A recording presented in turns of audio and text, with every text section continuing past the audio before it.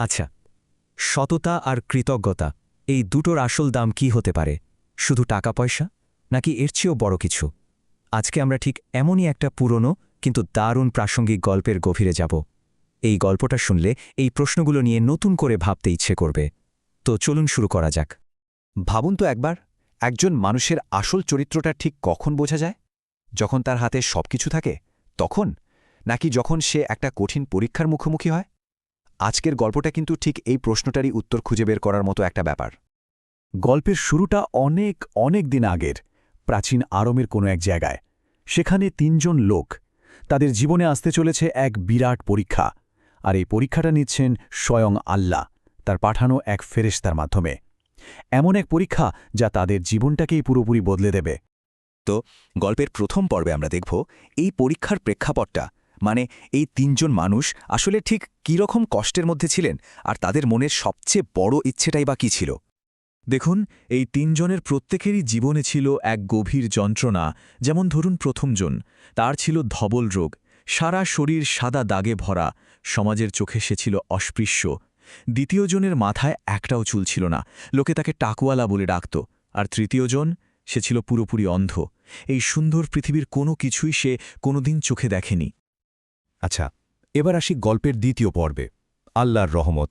তাদের এই কষ্ট দেখে আল্লাহ একজন ফেরেশতাকে পাঠালেন। আর সেই ফেরেশতা এসে যা করলেন তা এক কথায় অলৌকিক। তিনি শুধু যে তাদের কষ্টই দূর করলেন তা না, তাদের জন্য যেন সৌভাগ্যের দুয়ার খুলে দিলেন। ভাবা যায় এক মুহূর্তের মধ্যে তাদের জীবনটা কেমন পাল্টে গেল। যার ধবল রোগ ছিল সে পুরোপুরি সুস্থ হয়ে গেল, আর উপহার হিসেবে পেল একটা গর্ভবতী উট।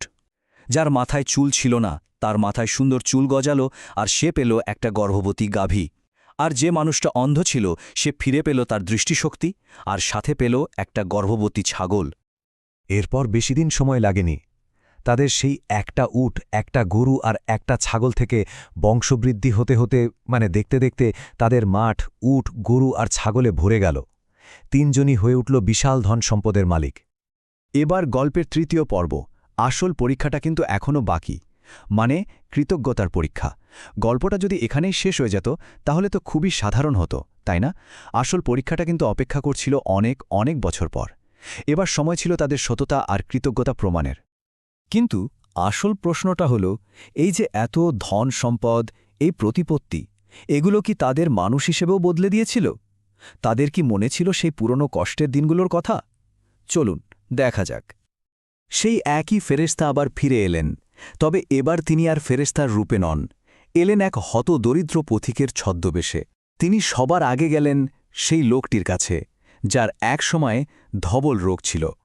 কিন্তু সাহায্য চাইতেই লোকটার মুখ থেকে যা বের হল তা ছিল একেবারে অহংকারে ভরা। সে বলল, এসব তো আমার বরাবরই ছিল।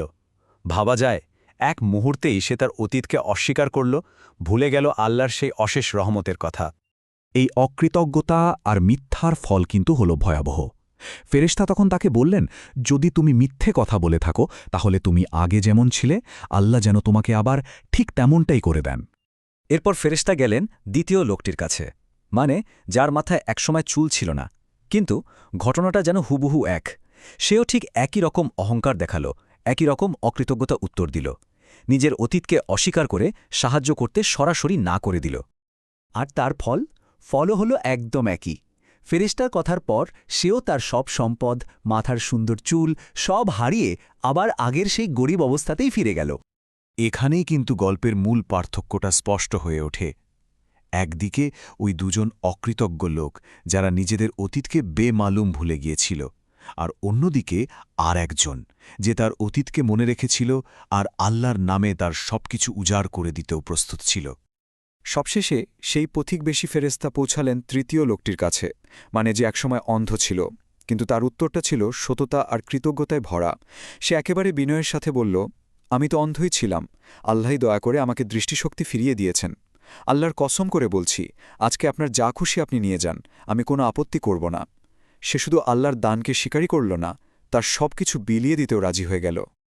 তাহলে গল্পের চতুর্থ পর্বে আসা যাক। কে পেল পুরস্কার? এই পরীক্ষার চূড়ান্ত রায়টা কি ছিল? চলুন এবার সেটাই পরিষ্কার করে জেনে নেওয়া যাক। দেখুন, গল্পের ফলাফলটা কিন্তু খুবই পরিষ্কার। প্রথম দুজন, তাদের অকৃতজ্ঞতা আর মিথ্যার কারণে সবকিছু হারালো। আর তৃতীয়জন, সে তার সততা আর কৃতজ্ঞতার জোরে আল্লাহর দেওয়া আশীর্বাদ ধরে রাখতে পারল। এটাই কিন্তু এই গল্পের সবচেয়ে বড় শিক্ষা। ঠিক তখনই ফেরেশতা তার আসল পরিচয়টা প্রকাশ করলেন। তিনি তৃতীয় লোকটিকে বললেন, তোমাদের তো কেবল পরীক্ষা নেওয়া হচ্ছিল। আল্লাহ তোমার ওপর সন্তুষ্ট হয়েছেন, কিন্তু ওই দুজনের ওপর তিনি খুবই অসন্তুষ্ট। এবার একদম শেষ পর্বে চলে এসেছি। এই গল্পের মূল শিক্ষাটা কি চলুন একটু ভাবা যাক। কেন এত পুরনো একটা গল্প আজও এতখানি প্রাসঙ্গিক? এর পেছনে কারণটা কি? দেখুন, গল্পের নামটাই হল সততার পুরস্কার।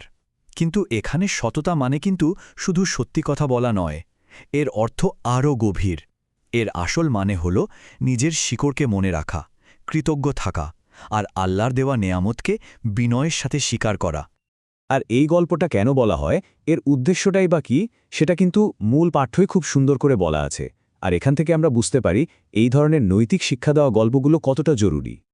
এর মূল লক্ষ্যই হল আমাদের মধ্যে সততা, কৃতজ্ঞতাবোধ, অন্যের উপকার করার মানসিকতা, এক কথায় নৈতিক মূল্যবোধ তৈরি করা। কারণ দিন শেষে এই গুণগুলোই তো একজন মানুষকে সত্যিকারের মানুষ বানায়।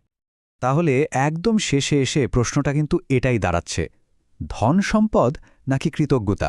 জীবনের আসল পুরস্কার আসলে কোনটা? এই গল্পটা কিন্তু আমাদের হাতে কোনো তৈরি উত্তর ধরিয়ে দেয় না, বরং আমাদের প্রত্যেককে নিজের মতো করে ভাবতে শেখায়।